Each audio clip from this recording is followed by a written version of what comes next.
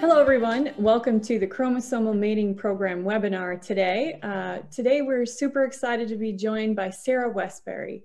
Sara received her Bachelor's of Science in Animal Science and a Master's of Science in Agriculture and Natural Resource Sciences at Tarleton State University. Throughout her time at college, she had the opportunity to work with both beef and dairy cattle. She then decided to focus on genetics and reproductive technologies and was hired by STgenetics once she completed graduate school. She works with the genetics team to create tools and services to maximize the benefits of STgenetics products, including the design and implementation of the Chromosomal Mating Program, which STgenetics launched in the fall of 2018. Thank you so much for joining us today, Sara.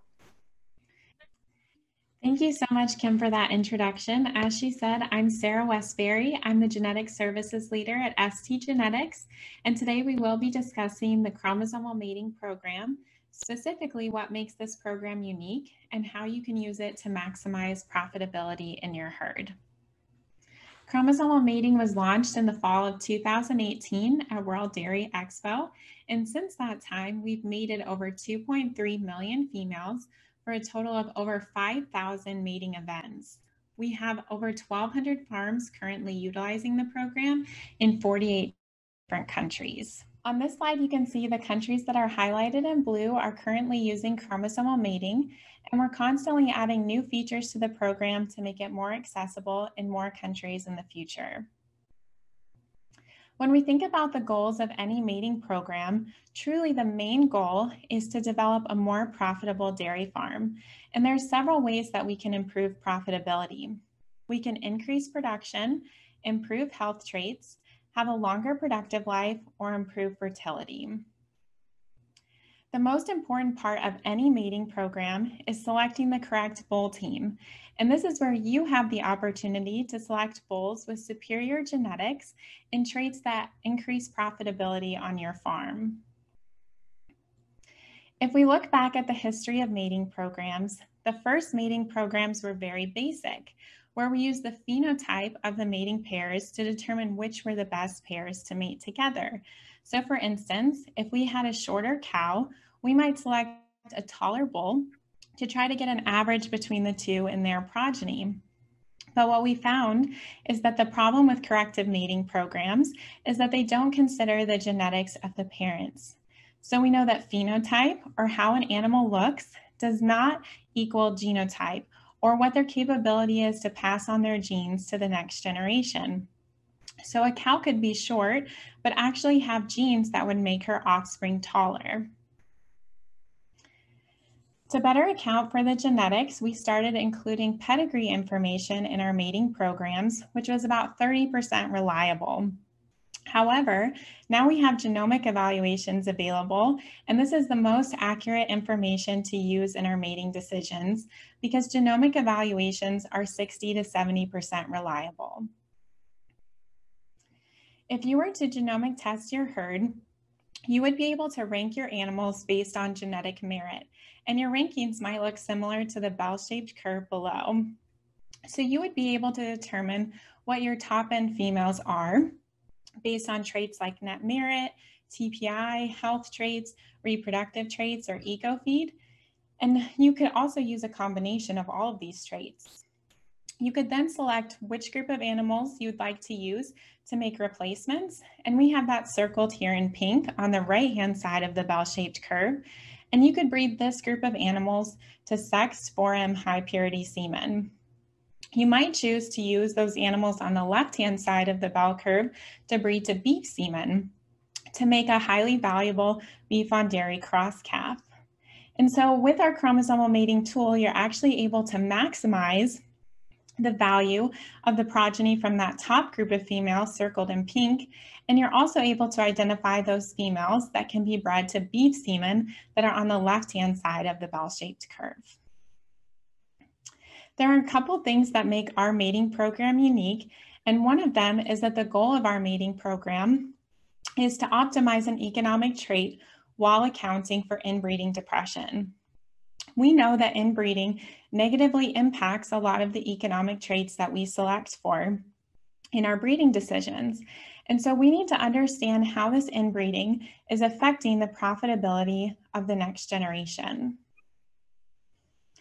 Chromosomal mating does not maximize each individual mating, but rather increases the profitability of the next generation. It does this by taking the animals that you provide from your dairy farm and the bull team that you select and increasing the trait that you're selecting for, such as net merit or TPI, to the greatest potential across the entire population of females in your herd. I like to explain a couple of terms related to mating programs, and the first is estimated breeding value, or EBV. This is the additive genetic value of all the genes carried by an animal. So the EBV of a calf would be the sum total of the genes contributed by the sire and the dam of that calf. The next term is predicted transmitting ability, or PTA, and this is what an animal will transmit to its offspring. It's essentially an estimated breeding value, or an EBV, divided by 2, as an animal will transmit half of its genes to its offspring. And this is what we most commonly see in bull-proof information and female genomic information, such as 1,000 pounds of milk or a PTA net merit of 850. Most modern mating programs utilize parent average PTAs, or predicted transmitting abilities, to determine progeny potential. And what I mean by that is shown in the example on this slide, where if we had a bull of 800 net merit mated to a cow of 600 net merit, we would assume that the progeny would be 700 net merit. And the way that we arrived at that PTA value was we simply took the PTA of the sire, added it to the PTA of the dam, and divided by 2. And most of these programs limit inbreeding to an arbitrary number, such as 8%. So this means that the program would not allow any mating pairs that would produce progeny with greater than 8% inbreeding. But the problem with this strategy is that we don't know what that 8% of inbreeding actually means. So we need to actually quantify what the inbreeding depression is for a certain level of inbreeding. So the question becomes, why has inbreeding been limited in the past? So historically, dairymen were encouraged to minimize the increase of inbreeding in their herd. And the reason for this is that we didn't know which traits were going to be expressed if two animals that were highly related were mated together. So if both of those animals carried genes for a negative trait, they were mated together, then their offspring had the potential to express that negative trait. So increasing homozygosity, or the relatedness of genes, could have resulted in the expression of negative haplotypes. But we've been able to overcome this issue in the chromosomal mating program because we can actually avoid mating carriers of negative haplotypes if both the sire and the dam have been genomic tested. So more homozygosity, or relatedness of genes, does mean less diversity in the genetic makeup, but that doesn't necessarily mean that there's less genetic value. And so we'll continue to explore this topic later in the presentation. So we need to be able to quantify inbreeding and really understand the impact that it's having on profitability. So the chart that you see here is produced by the USDA, and it actually quantifies the negative impact of inbreeding on the traits that we select for. On the left-hand side of the chart, you can see the traits, and on the right-hand side, you can see the inbreeding depression, or the negative impact of inbreeding, for every 1% of inbreeding that an animal has. So if you look at the bottom row, for every 1% of inbreeding that an animal has, net merit decreases by $25. And the CDCB, who's the entity responsible for genomic evaluations in the US, utilizes a measure of expected future inbreeding, or EFI, to adjust for inbreeding depression in US evaluations. So they're actually using the values that you see on the right-hand side of the chart in PTA values that you see in bull-proof information and female genomic information.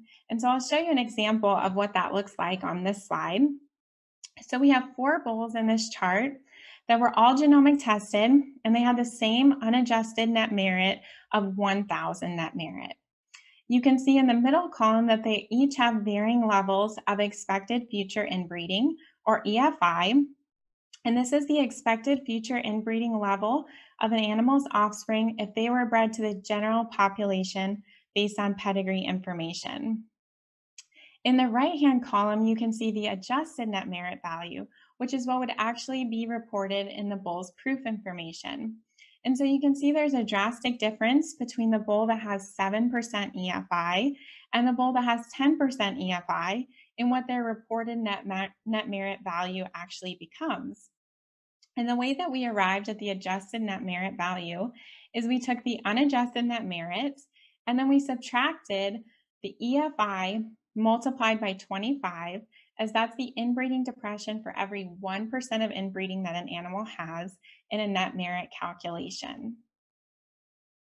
So the formula that we need to use to determine progeny value is genetic gain minus inbreeding depression equals the economic value.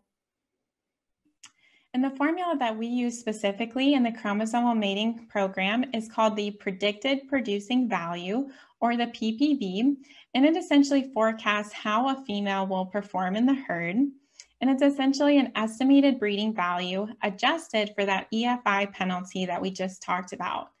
And this formula was actually published by a group of animal scientists in the Journal of Dairy Science in 2013, where they said that this was the best formula to determine female profitability in a mating strategy. And so I'll briefly describe the formula here for you. There's 3 parts to the formula. And the first part of the formula is getting the EBV of the future calf. And we do that by taking the PTA of the bull and adding that to the PTA of the dam. We then add in the inbreeding depression that was originally taken out of their PTA evaluations. And the reason that we do this is, if you remember, an EFI penalty was given to individual animals by the CDCB based on if they were mated to the general population. In the mating program, we're going to be mating 2 specific animals together so we can identify their relatedness and how that impacts the inbreeding of their offspring. And so we add in the inbreeding depression to get them back to their raw or unadjusted values. So we do that by taking the inbreeding depression multiplied by the addition of the EFI penalty of the sire and the EFI penalty of the dam. We can then identify the actual inbreeding of the progeny created from this mating pair. And the way that we do that is, if both the sire and the dam have a genomic evaluation, we can use the CDCB genomic relationship file, which identifies if 2 of those animals were mated together, what the inbreeding of their progeny would be based on genomic information. If only pedigree information is available, we can also identify the actual inbreeding based on the number of common ancestors of the sire and the dam. So what we're able to do is actually subtract the inbreeding depression multiplied by the actual inbreeding of the calf to get our PPV value. I now like to give you a couple different examples of why you should use a mating program to maximize profitability in your herd, and specifically why you should use genomic evaluations in your mating strategy. And so the first question to address is, why use matings at all?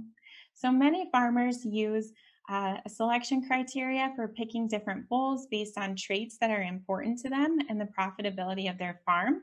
And then they use those bulls that meet that criteria randomly across their entire herd. And so an example of what that might look like is here on the screen. So you would be able to put in the criteria that you'd like for bulls into STgen.com, and it would produce a list for you of bulls that meet that criteria. So that criteria we have here is 750 net merit, 2,800 TPI, greater than 5 on productive life, greater than 1 for DPR, and greater than 120 pounds of combined fat and protein. 2 of the bulls that would come up on that list that match that criteria would be Cobb and Jester. And you can see based on their trait values here that they're very, very similar in each of these categories for net merit, TPI, combined fat and protein, DPR, and productive life. And so the question is, because these bulls have similar trait values, will they produce similar progeny if they're mated randomly across an entire population of females? So to answer this question, I use chromosomal mating to mate each of these bulls to the same female to see if they produce similar progeny. So the female that I used had a genomic evaluation for net merit of 447, and you can see the results of mating this female to Cobb on the top example.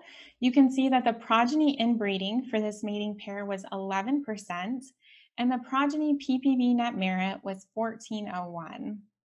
You can then contrast that with the example of mating Jester to the same female that has a progeny inbreeding expected to be 21% and a progeny PPV net merit of 1160.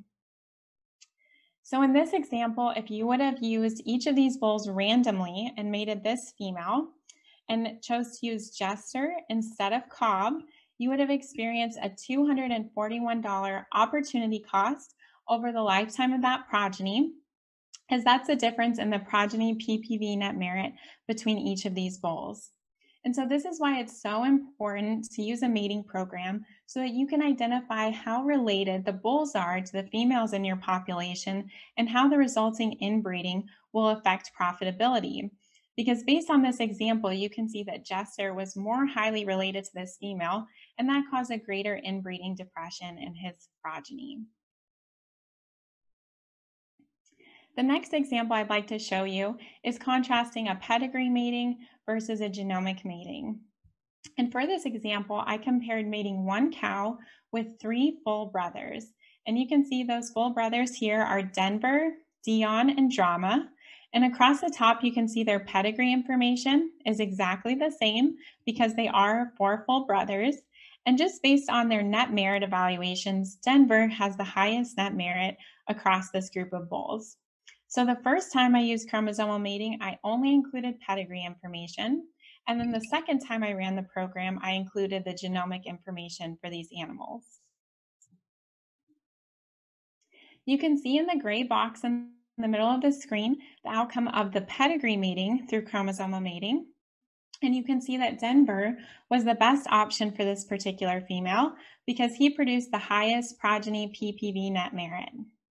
On the left-hand side, you can see the different boxes with each of the bulls and the pedigree inbreeding of the expected progeny from each of these bulls. And you can see that it's exactly the same at 14.1%. And the reason that it's the same is because pedigree inbreeding is measuring the number of ancestors that these bulls share in common with this particular female. And since the bulls each have the same pedigree information, they have the same pedigree relationship to this female. However, if we look at the genomic inbreeding of the expected offspring for each of these bulls, it's very different. So for Denver, the expected genomic inbreeding of his progeny is 18%, Dion 18.5%, and Drama 13%. And the most common question is, why is the genomic inbreeding of the progeny different between these bulls if they're 3 full brothers? And the reason for this is because even though they have the same parentage information, they didn't receive exactly the same genes from their parents.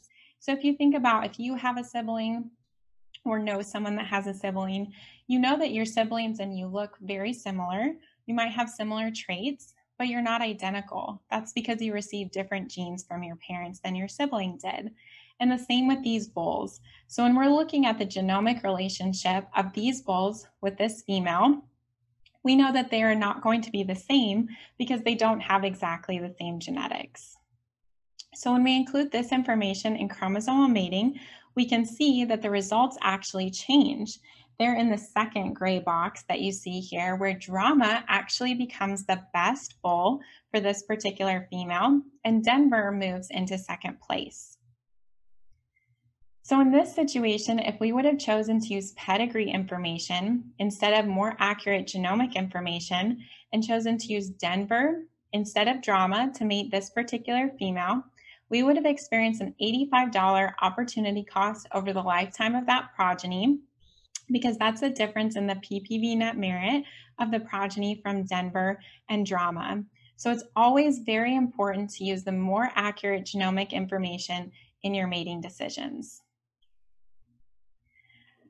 The last example I'd like to show you is a mating strategy focusing on reducing inbreeding versus a strategy where we're trying to increase genetic gain. So previously I mentioned that historically dairymen have been encouraged to select for mating options that reduce inbreeding or limit it in future generations. I also let you know that in our formula for determining progeny value, we include additive genetics minus inbreeding depression equals the economic gain. And so to illustrate the differences in these strategies, I have a female here that was mated to both Captain and Sully. So you can see the outcome of mating Captain to this particular female resulted in a progeny inbreeding of 13.5% and a progeny PPV net merit of 1505. I mated the same female to Sully and had an expected progeny inbreeding of 12.5% and a progeny PPV net merit of 1206. So if we look at the comparison between each of these, Captain's progeny did have 1% higher inbreeding than Sully's progeny, but Captain's progeny is expected to produce $303 more in her lifetime than Sully's progeny. So this is just re-emphasizing that we can't just simply limit inbreeding because we might be missing opportunities for genetic gain. Rather, we need to include additive genetics and inbreeding depression in our formula for economic gain. Just to summarize the last couple examples that we talked about, there's 3 ways that we can avoid leaving money on the table in a mating strategy. The first is to use a mating program so that we're able to identify the best mating pairs to make the most profitable offspring. The second is to use genomic evaluations in our mating decisions. So we're actually able to account for the actual relationship of each mating pair to identify pairs with the highest progeny potential. The third is to optimize the predicted producing value, or the PPV, in the chromosomal mating program, which includes the inbreeding depression of the selected trait. It penalizes the actual genomic relationship of each mating pair and calculates the best solutions to increase profitability of the progeny. I'd now like to transition and just talk to you about a couple of the different options that you would have to use chromosomal mating based on the information that you have available for your herd. We do have 3 types of matings available in chromosomal mating. The first is a corrective linear mating, where we simply need your female IDs, and then we're actually able to score your animals based on phenotypic traits in our chromosomal mating linear app, and then we use the STgen.com website to finish the mating. We can also use the pedigree information you have on your females, including the female ID and sire ID, to complete a pedigree mating.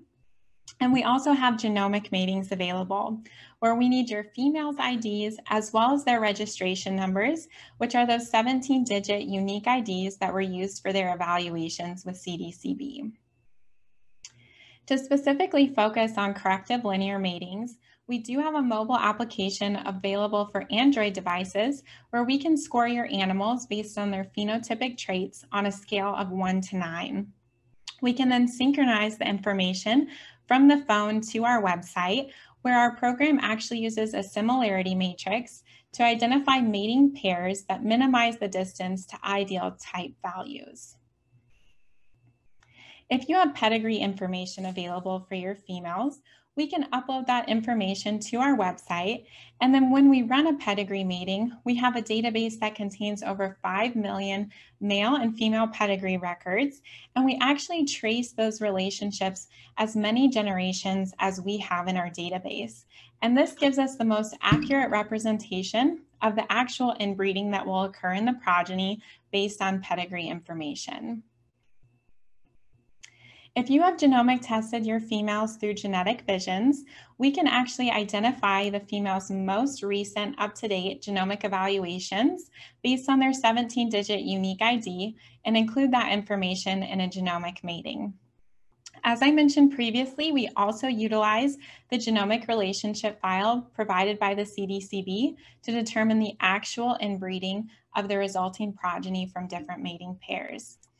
As I also mentioned, a critical factor of our genomic mating is that we're able to avoid mating carriers of known negative haplotypes.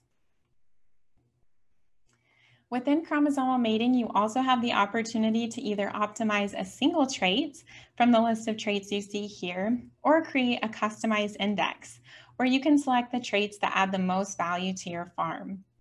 I'd also like to highlight that you can use EcoFeed in your optimization process in chromosomal mating as well. Another feature that we have available in chromosomal mating is being able to track your progress over time if you have genomic information available on your females. So you can see here, there's an example of a farm with their different birth years for their females and the progress that they've made based on health and repro traits. We also have production traits available, as well as different indexes and type traits as well. And if you'd like to see that in a little bit different format, we also have linear charts available where you can see the progress you've made in certain areas and maybe some areas that you'd like to make progress in the future. To wrap up our conversation about chromosomal mating, I just want to highlight again that chromosomal mating truly harnesses the benefits of both genomic testing and sex semen to increase profitability of your herd. I really appreciate your attention today. And if you have more questions, you can email us at genetic.services@stgen.com. Excellent. Thank you so much for all that information, Sara. I do have a few questions for you. If a producer is not 100% genomic testing, can they still utilize the chromosomal mating program? Yes, that's a great question. So the program can actually take in all the information, both the genomic information from those that have genomic evaluations, as well as the pedigree information, and optimize based on the information that's available. So it would give a genomic mating to those that have a genomic evaluation and a pedigree mating to those that have pedigree information. Now, if a producer was to sign on for this, how long is the process to onboard a new farm?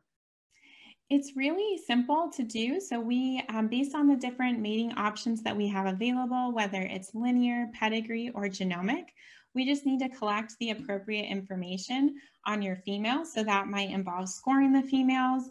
If it's for a linear mating, it might be getting pedigree information for a pedigree mating, or just the registration numbers for a genomic mating. And then actually running the mating program is very fast. So it really is a simple process that can take a day up to a week, depending on how long it takes to get the information that's needed. So Sara, let's say that I'm a producer and I need to utilize my herd more efficiently. How will this help me do that? Does it help me categorize my herd better? Does it make my sexed versus beef semen decisions easier? Will it show me easily which animals I should maybe invest more in? What do you see it as? Our genetic services professionals can actually really help you identify those animals that are going to be best to be used for sex semen. And that'll take into consideration the traits that are most important to you. And then our program actually helps you maximize the profitability of those animals that you're going to breed to sex semen. And it also allows you to identify those females that will be used for beef semen.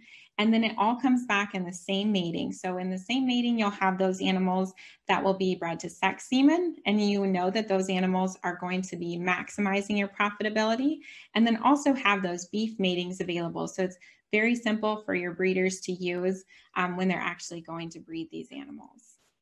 So will all the information within the chromosomal mating program update with each proof? That's a great question. So yes, everything is updated. Even when we do base changes, everything like that is all included in the program. When you use our genomic testing service, we can just identify the updated CDCB results based on the 17-digit unique ID of those females. And how many traits can a producer choose to create their own index? Is there a limit? There's not a limit. So we would recommend that you would choose 4, maybe 5 traits that are ideal for you, because the more traits you select, the more limited you're becoming in optimizing those individual traits. But you can truly use as many traits as you'd like. Now, for the first herds who have adopted the chromosomal mating program, have they seen the profitability in the next generation? Has it improve their herd, Sarah? What's their feedback? Yes, so we've had a lot of customers that have given us very positive feedback especially when they use genomic testing in combination with chromosomal mating. That's where you maximize the benefits of the program, is when you combine choosing your most valuable females based on genomic information and then using that information in the chromosomal mating program. So they're actually able to use those charts that I showed at the end of the presentation to monitor that progress over time and see the increase in the traits that they've been selecting for, whether that's net merit or TPI or any of your health or repro traits as well.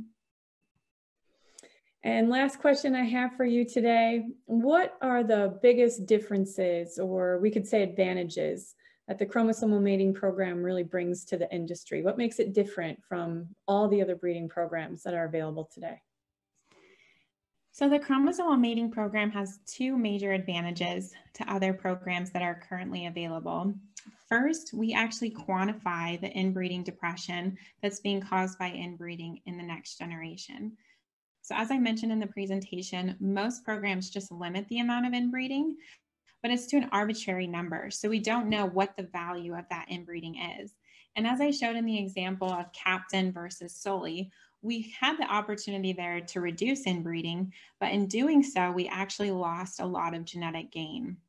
And so utilizing the predicted producing value as the formula for progeny potential, we're taking into account both additive genetics and inbreeding depression to get the most accurate view of how that animal will actually perform in the herd.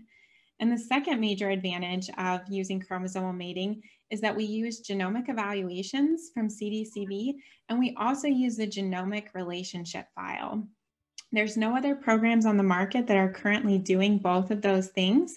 And the importance of that genomic relationship file is identifying more accurately the inbreeding of the future progeny of a mating pair based on that genomic information. So those are the two major advantages of chromosomal mating over other programs available today. Excellent. Well, thank you so much, Sarah, for all your great information today. I sincerely appreciate it. And like Sarah said, if you want more information about the chromosomal mating program, go to stgen.com or send an email at genetic.services@stgen.com. Thank you very much. Thank you.